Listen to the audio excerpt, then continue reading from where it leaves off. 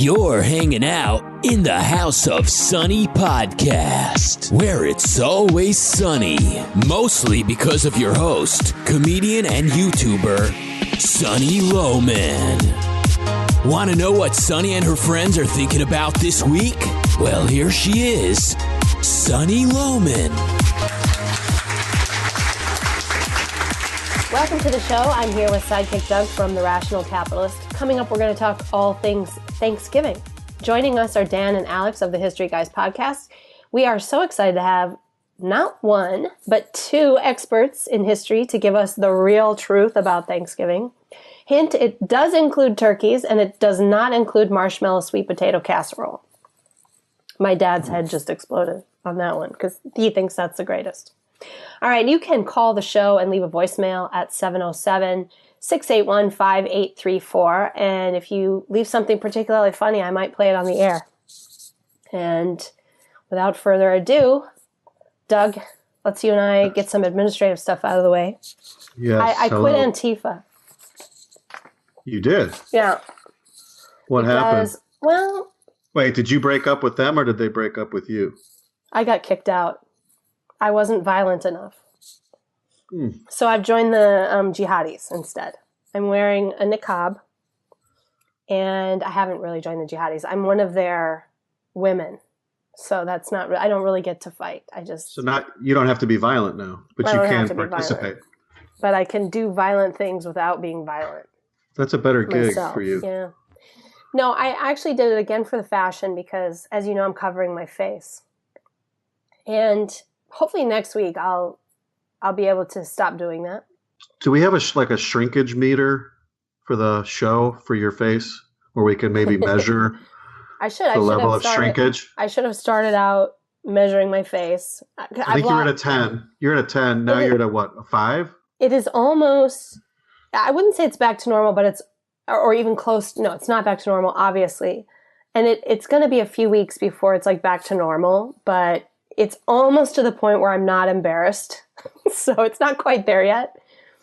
And it was so bad. I should have measured it. I'm sure it's inches, like literally, maybe at least a couple of inches. That's about the level of my shrinkage. Are we talking about a face or are we talking about something else? Can you edit in a laugh track? Oh, here it is. Ha, ha, ha, ha. Ah, you're so hilarious. All right. So we've got Dan and Alex here. You guys never really sent me a bio, so I didn't get to tell anybody how awesome you are. But obviously, these guys they're actually serious history people. You can't really tell that by the fact that they're wearing sports jerseys. Well, Alex doesn't know the history of the Chicago Bears, apparently. And Dan is in love with a parrot, which he can't put out of the room. So he's keeping it in the room for the podcast. Which is fine. That's just fine. But we were just teasing him because he's obviously, there she is. He, she. We don't know. They don't know. Z. Is it a It's going to choose its gender at a later stage. I refuse to use that pronoun. All right, let's talk about Thanksgiving. And I think maybe the way to kick this off is for me to say what I know about it, because I have the sort of typical public school education. I have an inner city public school education, actually, so I don't really know a lot about it. But I'll just tell you what I think I know. So this is after, the various colonies kind of got established here.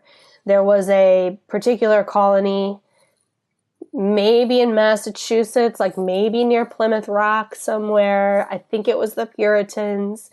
They were friends with some Indians, and they went and traded with those Indians, and they had like a nice dinner. They traded food, and it was it was one of these good Indian settler experiences. And based on that tradition, we have Thanksgiving, which really is just kind of a harvest celebration. But you're thanking and you're giving to your friends and you're thanking God for the harvest. So that's what I think Thanksgiving is. How far off am I? Well, who should go first? Well, Alex, why don't you tell me how far off I am? All right. Well, I guess I'll do my brief intro. I thought I was doing the intro of myself. I'm sorry. I would have sent you something. Oh, that's okay. Yeah, who are you? I'm Alex Marriott. I am a professor of history at a community college 20 miles south of Houston, though I live in Houston in my palatial residence. Isn't that Mexico?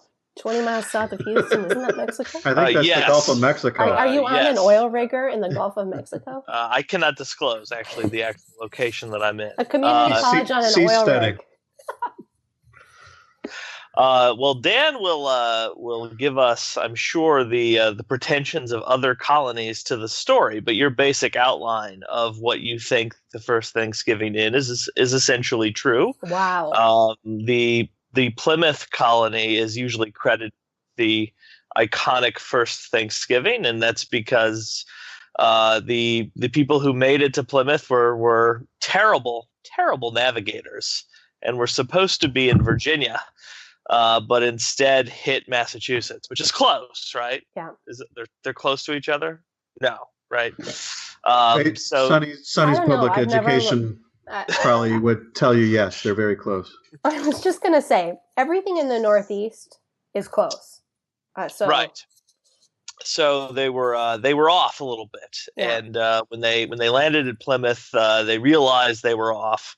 But it was late in the year. There was no time really to get food planted for a harvest celebration, so they did have to rely on trade, and they, of course, discovered one of those complete bizarro moments of history: a loner Indian named Squanto, who had had his own little adventure around the Atlantic and had finally made it back to his homeland in this area of Massachusetts, only to find that every one of his people were gone. They had died of disease. Wait a second. Where did he come from? He was from the same area. He was around. He was from that area. Where was he? He was from this. Where had he been?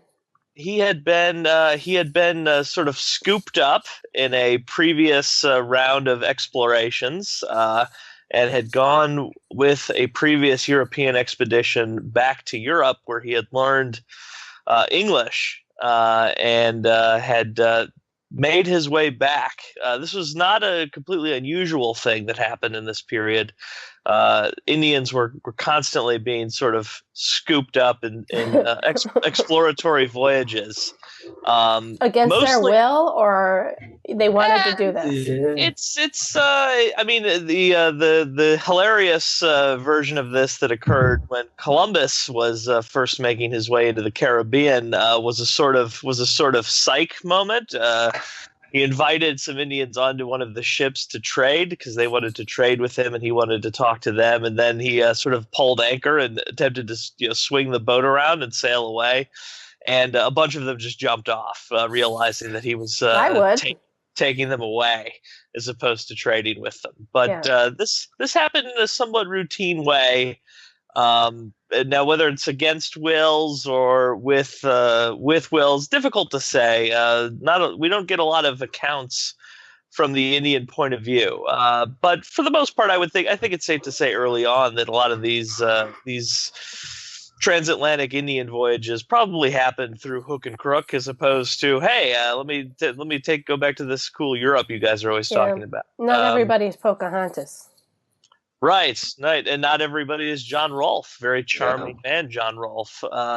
Pocahontas' Is that from personal experience? You know that? Oh, I mean, you just go visit Jamestown. That man's musk is still there. You are ready to convert. You are ready to convert and grow tobacco. You don't even know why. She must have fell hard for him because, she did the whole thing. I mean, she just utterly converted to Western civilization. It's not very often that you see something like that. And then got smallpox and died. So it worked out well for her. Right. She got to have a child, and she was the toast of London for a while. Until the illness, yes. Well, smallpox kind of kills that. Like, you can't really go to the theater if you have smallpox. No, very difficult. Very difficult. Smallpox ruins everything. It does. It does. I've had so many birthday parties ruined by smallpox. You wouldn't believe. It's an ongoing problem in my life. I will let Dan take the Virginia end of this story. The one last thing I'll say about the Massachusetts Thanksgiving, the Massasoit Indians are the Indians that brought the food to that dinner. Okay, so let me get this straight. Squanto comes back, and his tribe is gone. They're all dead. Do we know how they died? The account that has been left to us from William Bradford, who left all this nice stuff about Squanto in the first Thanksgiving, speculates that they had both died off from disease and the neighboring Indians had sort of taken care of the rest of them. Okay. They had either been incorporated into other tribes or just killed off. So they had some trouble, and back in that day, if you had trouble, it was dangerous because another tribe nearby is always ready to crush you like a bug. Oh, yeah. Okay, so that happened, and then a nearby tribe, though, did come and trade with and make friends with the Pilgrims. Mm-hmm. Absolutely. Mostly because Massasoit was hoping that the Pilgrims would offer help in his struggle against the Narragansett Indians. I see, yeah. Which they subsequently did. Because they know that they have guns. Yeah. Absolutely. Right. Absolutely. Yeah. And trade goods. I mean, the Europeans were potentially could be a valuable trading partner. They had all sorts of things besides guns that would be useful. I'm going to ask a stupid question. What is the difference? Well, you acted like that was just par for the course. But okay, what is the difference between a pilgrim and a Puritan? And why do we say pilgrim? What is that? Is that a specific religious sect? A specific group? I mean, from our point of view, there would be very little difference between a pilgrim and a Puritan. The pilgrims who made their way to Plymouth had given up on the Church of England as a salvageable way of communing with God, and therefore had left England in the 16 teens looking for a new home. So they're often referred to as pilgrims because they're on a pilgrimage to a new place to set up a church of God. The people who we typically call Puritans will stick around a lot longer trying to fix the Church of England as a Protestant church, whereas these pilgrims decided that no more, you Church of England, we leave. Okay, so they showed up early, and then the Puritans came later. Yes. And who had the Salem witch trials? That was the Puritans. The Puritans. Okay, all right. Yeah. Now that I've got that kind of context, all right. So, but they're all radical Protestants. Yes. They're all radical Protestants. Okay. Yes. Mm-hmm. Who were trying to create a society that they felt was moral away from the Church of England. Yes. Yeah. Okay. So they were in Massachusetts. What we would call Massachusetts, yes. Yes, yeah. Although the Plymouth colony was a separate entity for a very long time. And this is where Thanksgiving happened, the first Thanksgiving. I'll let Dan answer that one. Yeah. Well, there's a debate. There's a grand debate. The commonly accepted first Thanksgiving that a lot of people refer to is the one in 1621 at the Plymouth colony. And that was the celebration of them surviving the first winter at the colony. The 50 people left over of the original 100 decided that they were going to throw a feast. They actually celebrated over a meal of game birds, so probably turkey, but like a wild turkey. And then their friend... But they didn't have store-bought turkey back then? No, they did not have any store-bought turkey. So it was a miserable experience. It was a very unpleasant It was probably not very, juicy. It was probably kind of chewy and gamey. It didn't have that processed gelatin feel like turkey. I've cooked turkeys. Or little tiny parrots. It's so much damn trouble to cook a turkey that my guess is back then turkeys probably tasted worse than they do. They're a fairly dry and tasteless bird. So back then it was probably much worse. I'll say this, Sonny. It was much worse then, particularly if you were one of the 4 surviving women in the Plymouth colony, because there were only 4. The rest of them all died. and they were expected to cook for 140 people. And they would have prepared some game bird, some maize, and then the other dish that's left off of everyone's Thanksgiving menu was the one that Squanto introduced the Puritans to, which was eel. He taught them how to fish for eel, nice, which is what kept them alive. Of course. Now the issue, and by the way, I'm Dan Roberts. I have a question. Historian of history. How do you even starve living next to the ocean? I mean, how does that even happen? Englishmen found ways. Yeah. It's called laziness. Yeah, is that called communism? Like, I've read enough about, the early days, they just sitting around going, where's the damn food? And of course, the people they chose to come over here were the idle rich, not the, for the most part, not the kind of people who actually have to eke out a living. So they're like millennials laying around going, where's my dinner? Yeah, to a certain extent, they were very. They had enough money to sponsor the trip, but not enough skills in the wilderness to make it happen. So Squanto's contribution to the trip was pretty substantial. Well, that's not shocking. Yeah. I mean, if you haven't been in the wilderness, you don't really have a lot of those skills. But this is true. I don't know who, but if you're someone who never has ever had to even cook for themselves, like a lot of these young moneyed settlers were. And I don't know if that applies to the Pilgrims. It certainly applied to Jamestown. Yeah. It applies to the first.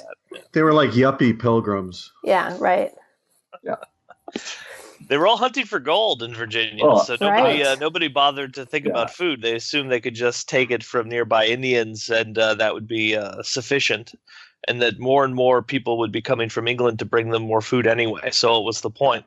The people in Plymouth are more guilty of the communism charge. They started out trying to reform all of their social relations. So they were going to share everything, all the duties and all the labor and all the proceeds. And how'd that work out for them? Did they have to change because it wasn't working? Yes. It was like Venezuela. The toilet paper ran out, and then suddenly they were eating their pets. Yeah.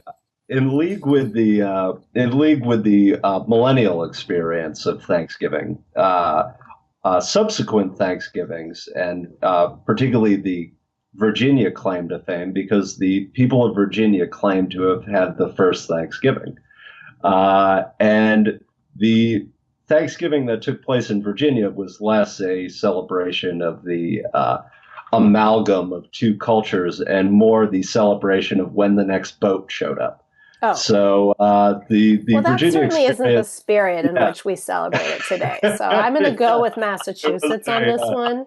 Also, it wasn't an enterprise Thanksgiving. It was thank God the new boat showed up. God, we were hungry. Here. Yeah, with yeah. My that jam was the Virginia. Now, I always had this idea that these pilgrims were sort of hard scrabble, wilderness loving hunter gatherer types, but you're sort of portraying them as being somewhat inept in that regard. Is that true? The Pilgrims had their previous port of call had been the Dutch city of Leiden. They had spent a couple of years in the Netherlands in an urban environment before they came to Plymouth, and they weren't shooting for the wilderness. They were shooting for an established colony. Because they did not want to end up in the middle of nowhere, knowing that it would be difficult and that they might all die, which is funny because they were shooting for a place in which most people ended up dying. Right. Virginia. People were already dying. And furthermore, you're basically getting in a boat and you're that everything and anything can go wrong. People were getting stranded in the Caribbean and having to wait out weather or, this was happening. The chance of you actually making it where you set out to make it in one of these ships over the 2-3 months is so small. Like, what are they thinking? You got to be ready for anything. it gives you a sense of how radical their Protestant faith was. It was it was so bad in Leiden, not because it was hard to live there, but because Leiden was such a worldly place. The Dutch had a very tolerant sense of Christianity, in the sense that Protestants could live there and Catholics couldn't. That was too open for the Pilgrims. They had to leave. They could not stay. It was too loose. It wasn't. It was not strict enough religiously. No, not at all. Yeah. And so they were willing to risk it, but like I said, risk it to get to an established place. Well, they probably thought God was on their side. Of course. Well, the other great irony, of course, is that one of the Virginia claims to fame for Thanksgiving was the settlement of Berkeley Hundred, and they claim to have celebrated the first Thanksgiving 4 years before this Thanksgiving. However, that settlement ends up getting wiped out in an Indian massacre, and they celebrate no subsequent Thanksgivings there. Of course not. Yeah, that would end your Thanksgiving. There was nothing to give thanks for after that. I'm hosting Thanksgiving this year. Hopefully, I won't get wiped out by my guests. You never know. Yeah, if the Indian massacre comes, you won't see it happening. That's right. That's right. They're sneaky. I was gonna say, Alex, did I just say that? That's really you did. And not wrong, by the way. That Indian massacre occurred on a very sneaky basis. It was conducted by friendly Indians, those who normally came by to talk trade. It always is. I mean, I know. So if you would normally invite Indians over to your house for Thanksgiving, beware. Well, there will be no Indians. So I actually went to elementary school with American Indians. How did that go? That's unusual. Yeah, it is unusual. I thought you were in the ghetto. I am. Yeah, it was a very urban neighborhood, and there was it's Minnesota. It's got a lot of rich American Indian heritage. So you were in the Little Sioux part of Minneapolis. It's kind of, you could probably call it that. I don't actually know what the tribe is. I should know that, but there was a big government housing project close to my elementary school that was full of a lot of American Indians. And so a lot of their kids went to school, and they were, and I didn't know all of them, but the ones I knew were scary. Pretty scary. They were... Lots of war paint. They may as well. They didn't need it. They scared me. They were a lot scarier than any other people. So they're pretty streety. I think the projects were a tough life. Wilderness attitude. You just did not want to cross one of these. I'm talking girls. Like, I'm not even really, really scary people. Like, look, that's a long-standing tradition of blonde-haired people in Minnesota having trouble with Amerindians in the Minneapolis area. Really? Giants in the Earth, great book that explores this I don't know issue. that book. One of my favorites. Giants in the Earth, what's that about? Giants in the Earth is by O.E. Rollvag. And it's actually about the settlement of the Dakotas, and begins in Minnesota and talks about the immigration into the Great American Prairie and the settlement and the initial group that came in with the free land. And Rollvag does this great job. He was about 2 generations away from that original settlement generation. And pretty much everyone coming from Europe, none of them spoke English. They were kind of just dumped there. And they lived in almost perpetual fear of being set upon. Yeah. Well, didn't everybody at the frontier? I mean, at various times in American history, I think the whole thing about Indians is really romanticized these days. And, everybody, you can't celebrate Columbus Day because apparently he committed genocide against the natives, which is ridiculous. So we get here, and some tribes were friendly, and definitely some of them got cheated. I mean, like, it's kind of a dog-eat-dog world in a way. You know what I'm saying? I just don't. In the history of mankind in the world. I don't know what you do, but like even Jamestown, they got here and one of the first things they did was build a wall. Yes, they were early Donald Trumps. They when they settled on a peninsula and built a wall because they're like, and Mexico paid for it. Yeah. Mexico, which was did unusual. Pay for it. I'll add that Mexico was able to pay for it. Although New Spain did exist, they could have paid for it. They were just really good deal makers. So, anyway. Although the people who showed up at Jamestown very envious of the new Spanish in current day Mexico, wanted to have a colony that was nearly as good. You mean one that made money? Any money at all? Yes. Yes. Yeah. Did you want us to talk more about this Columbus genocide business? Yeah. Go ahead. What do you have to say about that? I mean, what? Go ahead, Dan. You're the genocide expert. Well, I'll say this. Christopher Columbus didn't do himself any favors. He ultimately showed up, settled in an island where there were where the one island where the natives in the Caribbean were not cannibalistic, enemies of everyone else, and then decided to enslave and kill a bunch of them. It didn't go well for him. Where did he actually land? Where did Columbus actually land? Do we know? He landed in what we now know as the Dominican Republic. Okay. Yeah.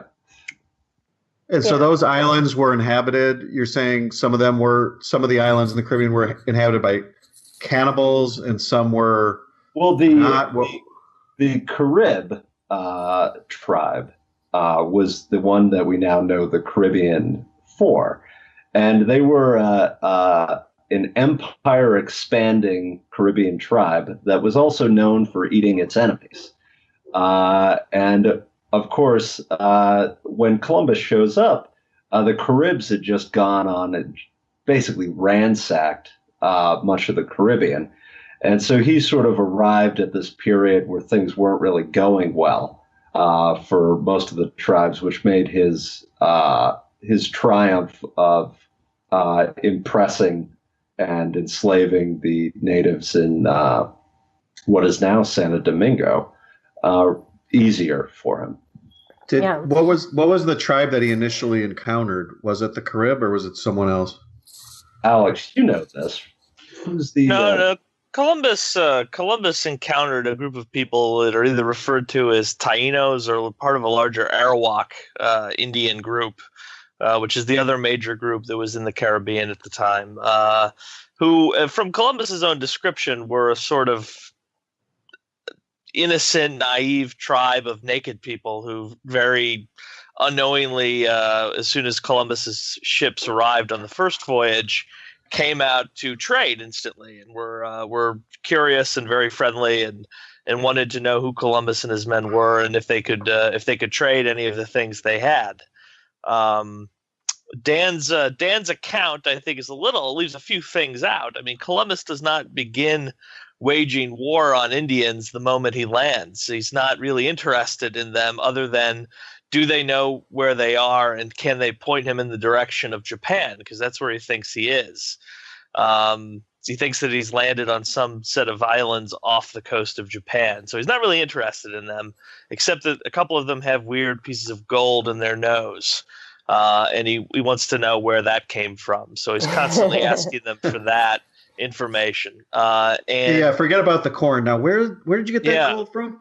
And they, of course, keep pointing him in different directions, probably because once they realize he's not going to be trading a whole lot with them, they're not interested in keeping him around. And they don't want him to take all their gold. Exactly. Because they valued it, right? But they had some ornamental value for it. I think the genocide claims come from this problem where where Europeans brought disease that killed a lot of natives. And so they come from two different sources. One is the decimation of disease. There's no doubt that somewhere between 80 and 90% of most Indian cultures in the Americas would be decimated, or more than decimated times 8 or 9 by the disease, which we can't really blame the Europeans for. Whatever European showed up with a pig would have been the guy who wiped out 80 to 90% of these people. Let's use our terms right. Like, it's genocide is a particularly nasty thing, and to have disease spread inadvertently is not genocide. I think the more credible claim comes from the conquest of Jamaica and Cuba and places like that, where the Spanish, not Columbus, because Columbus by that point had already been dethroned as Admiral of the Ocean Sea and then subsequently died before any of these things happened. But the Spanish, when they conquered Cuba and when they conquered Jamaica and the rest of the Dominican Republic, were as brutal as any Europeans are when they conquered anybody, which was to win. And then they were winners. They were winning. Subject whoever they caught to enslavement, which was standard legal practice among European belligerents.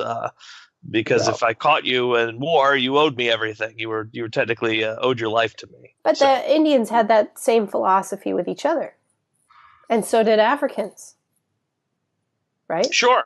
Yeah. Well, so it was kind of the way of the world at the time, even among the civilized Europeans. Although, was it more the Southern Europeans, or were Northern Europeans like that too? I mean, I know the Vikings were like that. Well, Northern Europeans showed up much later and would use... Because I watched that show, by the way. I know that from the TV show. Yeah, the Viking show. It's a great show. Northern Europeans are funny because when they go to the Americas, they do so mostly by pointing at the Spanish and say, "Look how terrible the Spanish are. They're the worst. They did all these horrible things. We're going to do it better," because the whole point of being in the Americas, at least on a legal basis, is we're going to convert the people we find, these poor unchristian souls, to Christianity. So that's supposed to be the goal in Virginia. It's supposed to be part of the goal in New England as well, with varying degrees of attempt and success. Well, and you see that in a lot of their dumb mistakes when they're interacting with the Indians. So many of the leaders just over and over, thought, well, we'll just be nice to them, and then they won't hurt us. And then the weakness that they would show would actually kind of cause them to be attacked. Well, in the case of all the Europeans, they crashed into an already established system of warring tribes. So almost every group of Indians that encountered a group of Europeans sort of did the math and sort of, can these people help me? Or can they not help me against my enemies? And Powhatan could have wiped out the entire Jamestown settlement if he'd wanted to. And finished off whoever was left after one of those winters. But he decided not to. He wanted to see if he could trade with them and if they could be useful. Yeah, he thought they would be useful, right. And he wanted the guns, and it was kind of that always kept him interested. Yeah. And that's a repetitive story in the Caribbean. It was a constant sort of thing. Every time you ran into one group of Arawak Indians, they would sort of say that the people on the next tribe, they're the Caribs. You need to go kill them for us. And the Europeans would say, "All right, we'll go do that. Well, then will you tell us where the good stuff is?" And did it ever work? They never found it. No. The reason why the Caribbean is named the Caribbean is the Caribs lasted the longest. They were a brutal warring group of people. They shot first and asked questions later. So when all the Tainos died off from disease and enslavement, the Caribs were still around taking shots. Yeah. And of course, this all plays out after our first Thanksgiving, where effectively the Wampanoag Indians convince the Europeans at the Plymouth colony to help them fight their enemies, the Narragansett. The Plymouth colony then subsequently goes out and wipes out a series of Narragansett camps, disrupts the entire trade of beaver pelts and furs through southern New England, ends up screwing everything up, and everyone's poorer for it. Sounds like Obama's in the Middle East. Sounds like Obama in the Middle East, right? Yeah, one of these scenarios where you come in and mess things up worse than ever. The the Pequot settlement on the Mystic River that the Plymouth colonists would destroy. I heard its original name was Benghazi. So I think that's yeah. Speaking of people who, well, I was just thinking about this. Like, this was just the way of the world. Like war and disease and conquering and winning and losing, and you better be a winner because it's life and death. And how our, people in the United States and probably in a lot of other countries, like they view everything in history from their own personal context, where like that seems horrible that you would have to act like that. And so then of course we must be horrible for acting like that, we being Europeans. But everybody was acting like that. We just happen to be more powerful. And I'm not saying it's like right or wrong. I guess I'm just saying. Well, knowledge, actually, I am knowledge saying it's evolves. right or wrong. Knowledge evolves, and our ideas and conceptions of morality and individual rights have developed over hundreds of years through the struggles of those people. So how can we take our own views now, which are the product of hundreds of years of struggle and thought and action, and then go back 400 years and say, you should have known that. You should have known better. Well, and even then, though, I mean, if you didn't sort of act on being tough, if you didn't act to win and be tough, you often lost, and that meant dying. Sure, and I think one of the things we leave out is that the Indians gave as good as they ever got. I mean, in Columbus's second voyage, when he makes it back to Santo Domingo, the men he's left behind are all dead. The fort he left behind is burned to the ground. Everyone's dead. He has no idea why. We'll never know why, because there was nobody left to give an account of what exactly had gone wrong in the relations between this limited number of Spaniards and the Taino Indians on Hispaniola. So when he gets back, as far as he and the hundreds of colonists he's brought with him are concerned, it's on. War is on, and now it's time to go. And it's fight. Life or death. It's life. Of or course. death. Yeah. Oh, absolutely. Yeah. Yeah. And so we're going to talk a little bit later about this story in the news of this father of the basketball player. Did you guys hear this?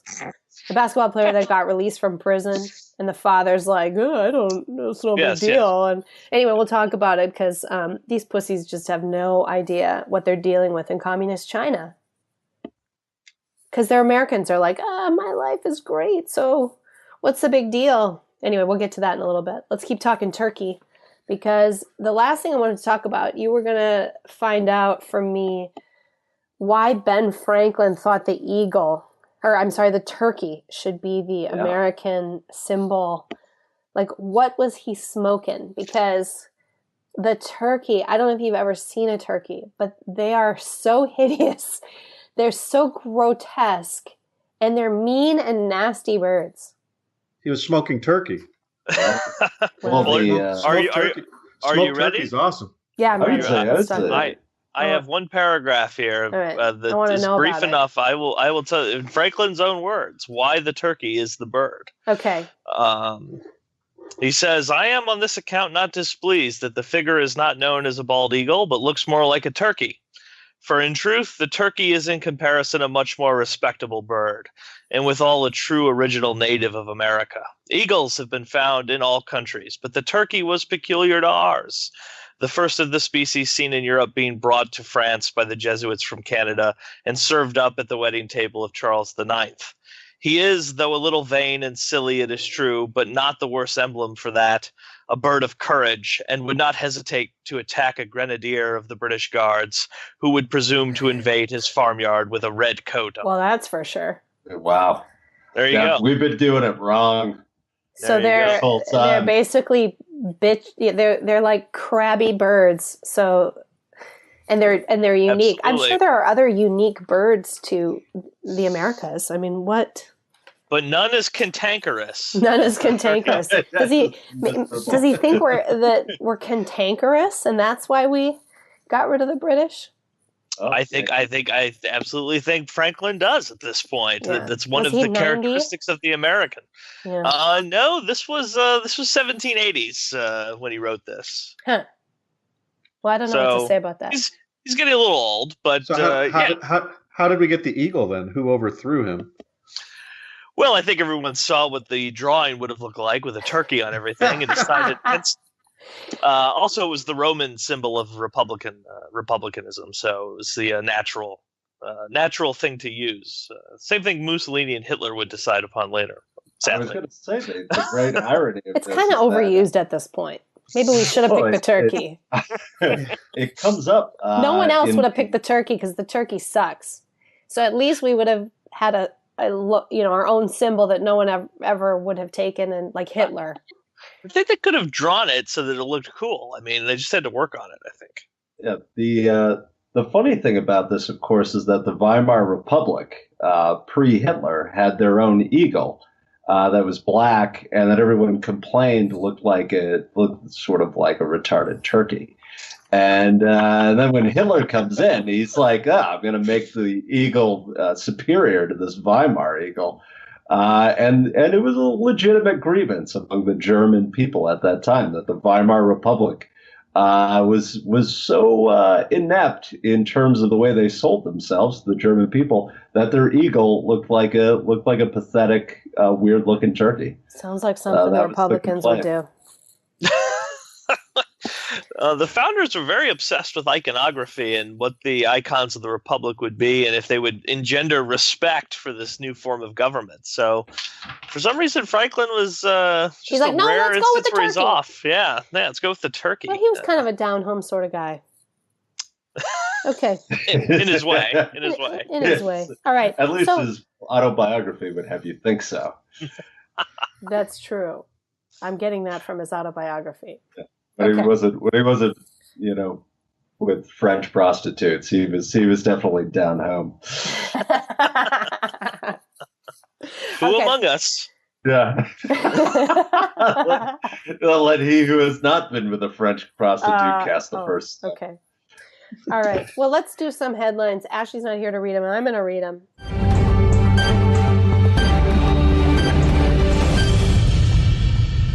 And I teased the first one. We're going to talk about, so on an appearance on ESPN, he was asked about the president, he being the father of one of these ball players.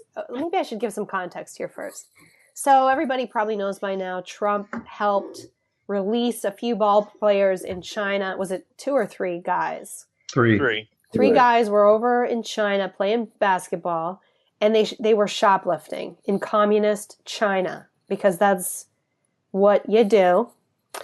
And how can you be stealing? It's communist China. Everything should be free. There's no private. Plenty for everyone. I don't think they were smart enough to make that argument, Dan. But had they may have gotten off. In any case, it required probably Trump did have to help. I mean, he probably just said, "Hey, let these guys go. It'll be great PR, China." And he had a good visit over there, so he probably had a little bit of conversation. Anyway, that's what he's saying, that he actually got these guys off. So anyway, then one of the fathers goes on ESPN and says, is asked about the president's involvement in the release of his son, and this is what he says. What was he over there for? Don't tell me nothing. That's really articulate, by the way. Everybody wants to make it seem like he helped me out. As long as my boy's back here, I'm fine. Well, yeah. Okay, I'm going to go on. I'm happy with how things were handled. A lot of people like to say a lot of things that they thought happened over there. Like I told him, they try to make a big deal out of nothing sometimes. I'm from LA. I've seen a lot worse things happen than a guy taking some glasses. So he's from LA. Guys taking glasses all the time. What's the big deal? My son doesn't deny it. Yeah, he's like, he stole, but I'm from LA. That happens all the time. Like what's the big deal? The big deal is you're not in America. You're like in communist China. And then he goes on to say, my son has built up enough character that one bad decision doesn't define him, unless you get arrested in communist China. Right? Now, I mean, even your good decisions define you badly in communist China. You're punished for doing good things. Yeah, I think International Incident will define him. If you look at his Wikipedia page, I think this is the biggest thing on it. To it. That's right.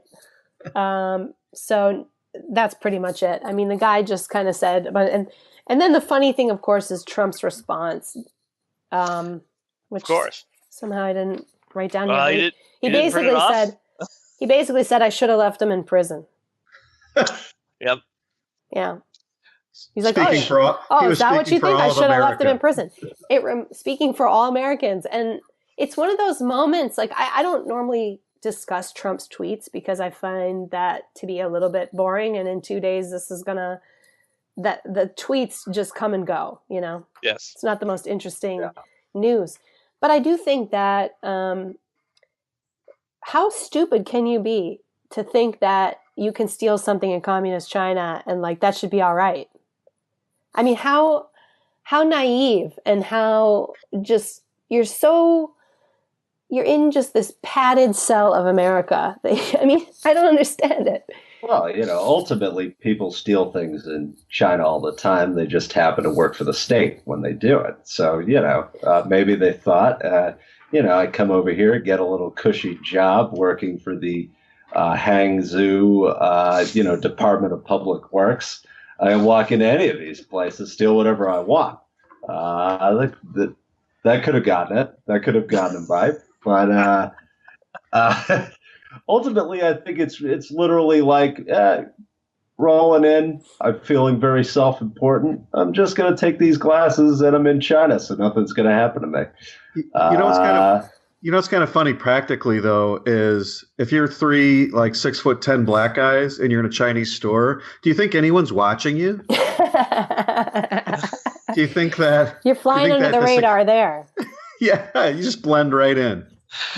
I'm sure that's what they were thinking. I don't understand what the thought process was to venture into a store in a foreign land and steal things from it. People in foreign lands take stealing very seriously. I used to live in Saudi Arabia. That'd be the end of a hand for doing something like that. Very, very foolish. I'd be more worried about that. You've seen these niqabs before. You used to live in Saudi Arabia. You saw these everywhere. Sure. Yeah. But you wear yours very well. It's top 10 of the women I've seen in those. You should see what's under it. I was gonna say, Alex, how do your sister and mom look in full regalia back in Saudi Arabia? They never had to wear what Sonny is wearing, so okay. They didn't have to. You don't have to. If you're visiting, you don't have to wear a niqab. Nope. Do you have to wear a veil? No. So nope. You just have to wear the abaya, the sort of like you're graduating from college robe, all the time in public. So what are you covering with that? Your ankles, your wrists? I mean, what is it that your hands are out, your feet are out. You probably shouldn't have bare feet. So yeah, you're covering everything essentially. You, like I said, you look like you're graduating from college, and you've decided I want to have this high for the rest of my time. But you don't have to cover your head. That's interesting. So the women there are doing it because culturally, that's what they do. Let me make the distinction. Foreign women don't need to, because it's understood that the state Ministry of Vice and Virtue Police, the Matawas, will not come and beat you with a bamboo cane for not covering your head. The native women of Saudi Arabia might be under a different understanding, and I think probably do cover more often than foreign ladies. Yeah, fun place. I mean, they've just been given the right to drive, which I think is about men just wanting them to run errands. It'll be interesting to see what happens there the next couple of years. But yeah, I wish that were the reason. I wish Saudi men were becoming more cynical about what they could get their women to do. I'm so sick of driving her. Yeah. I'm so sick of it. Maybe she should drive me and I should sit in the back. Yeah, why am I driving her? Why am I doing all the work? Yeah, they don't do a good job of the driving either. I mean, I don't understand why they want this one privilege for themselves. They're all over the place. I wish I wasn't allowed to drive. Then, yeah, sorry, honey, I can't drive. Yeah, Jane, I can't take the kids to practice. Yeah, sorry, I can't go to Target. I'd love to go to Target. Love to, but I can't. I'd love to, just can't do it. Okay, my next news story is about Turkey, actually, and by that I mean the country. Oh. They pulled out of NATO today and also banned gay right functions in the Capitol for security and order reasons. Public order. I think that I'm going to say the two are combined, obviously. They're onto something. These rampaging gay mobs just need to be stopped. Well, it's for their own safety. It's a matter of order. Also, pulling out of NATO, we don't have to come and defend Turkey anymore. Thank God. Well, I've been wondering why we've left them stay in after everything they've done. I think that's obvious to most people listening today that we all sort of want Turkey out anyway. So I'm happy about this. I think this is a good thing. Well, it is what it is. I don't think there's anything you can do to stop it at this point. The last two administrations have clearly not known what to do with Erdogan and Turkey. So we keep trying to keep them close, but I think that ship may have sailed.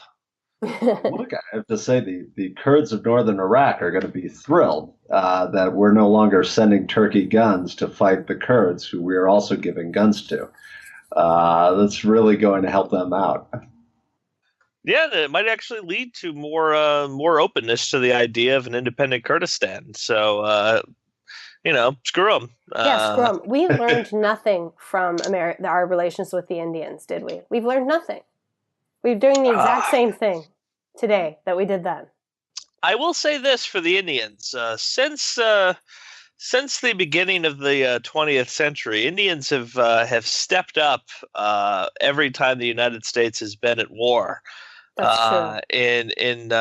By volunteering and not waiting for any kind of draft or anything like that, they have volunteered and shed blood all over the world with the American flag fluttering above their heads. So I love the story of the I think it's the Navajo encrypting our communications by using an Indian language. I think that's so cool. Was it the Navajo? It was the Navajo against our Japanese adversaries. Yeah, that's pretty. Dan knows more about it. Mm-hmm. Well, I was going to say the great Ira Hayes, who was one of the men who lifted the flag at Iwo Jima, was an Amerindian member of the United States Marine Corps. Mm-hmm. I'm telling you, they're fierce. Like, they scared the hell out of me in school, so I'd want them in the military. I'd want to fight with them. If they're on your side, that's great. Even the black girls were afraid of the Indian girls. Yeah. During World War I, this comes up a lot because, of course, young German boys were raised on tales of the American frontier. And when the United States entered the war, there was widespread panic that the American army was going to ship over Amerindian fighters, and they did not want to toil or did not want to take on American Indians in the trenches. I don't blame them. I mean, I really don't. I think there's and maybe there's a cultural thing there. There's a fierceness.